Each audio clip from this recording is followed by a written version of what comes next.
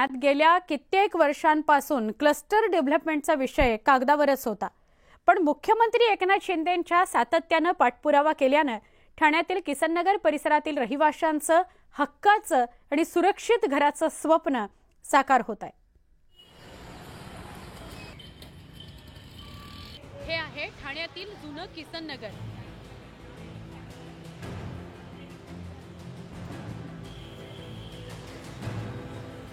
पण तुम्ही म्हणाल हे तर अगदी अरुंद रस्ते, मोडकळीस आलेल्या इमारती असं चित्र दिसतंय।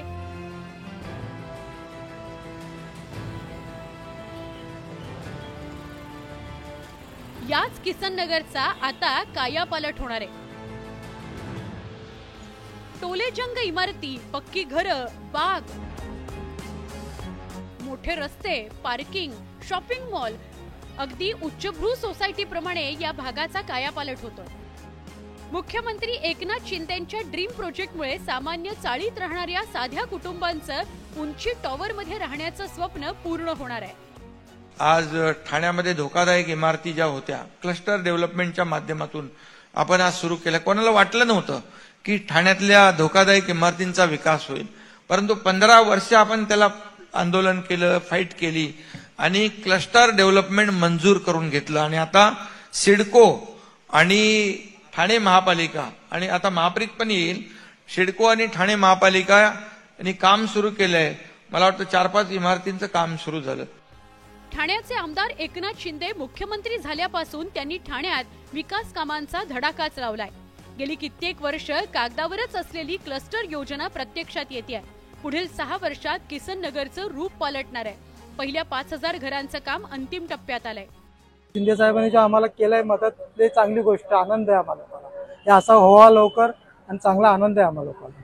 आणि आम्हाला शिफ्टिंग केल्यावर दुसरा रूम चांगला भेटतील, 2 पैसे आम्हाला बी डिमांड येईल तर आमचं बी पोरांचा मोठं चांगलं होते, बरं होत। आमच्या इथे खूप धोकेदायक इमारती आहेत। आम्ही जीव मुठीत घेऊन जातो, आमची मुलं वगैरे, आणि आम्ही सर्वसामान्य माणसं आहे। त्याच्यामुळे लवकरात लवकर क्लस्टर झालं तर खूप चांगलं आहे। क्लस्टर केलंच पाहिजे आणि होत आहे एकनाथ शिंदे साहेबांमुळे। सो आता बिल्डिंगचं खूप काम निघतं, आम्हाला 1-2 वर्षातून कामं करावं लागतात। त्यामुळे घर भेटलं तर खूप चांगलं आहे। सर्वसामान्य असल्यामुळे आम्ही मोठी घरं अफोर्ड करू शकत नाहीये। आम्ही आता 74 पासून इथे राहतोय। आमच्या मुलांचं भविष्य घडावं यासाठी एकनाथ शिंदे साहेबांनी जे क्लस्टर योजनेला जो पाठिंबा दिलाय, त्याने आमच्या मुलांचं भविष्य पुढे चांगलं होऊ शकतं, त्यांना स्वतःच्या हक्काचं घर मिळू शकतं। मुख्यमंत्र्यांचा ड्रीम प्रोजेक्ट नेमका आहे तरी कसा, बघूयात। कसा आहे क्लस्टर प्लॅन? क्लस्टर योजनेचं एकूण क्षेत्रफळ 1500 हेक्टर। किसननगरमध्ये कामांची सुरुवात झाली। सिडकोच्या माध्यमातून पुनर्विकास होतोय। ठाण्यातील जीर्ण इमारतींचा विकास केला जातोय। संपूर्ण नागरी पायाभूत सुविधांसह पुनर्विकास होणार आहे। एकूण 45 आराखडे तयार आहेत।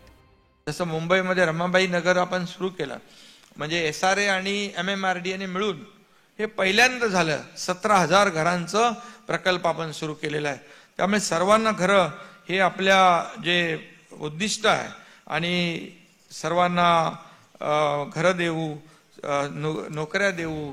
क्लस्टर योजनेत कुठलाही घोटाळा होऊ नये म्हणून मुख्यमंत्र्यांनी सिंगल विंडो उभारली आहे। सामान्य कुटुंबाच्या चेहऱ्यावर या योजनेमुळे हसू पाहायला मिळत आहे। अजित मांढरेसह bureau report, news 18 Lokmat, Thane.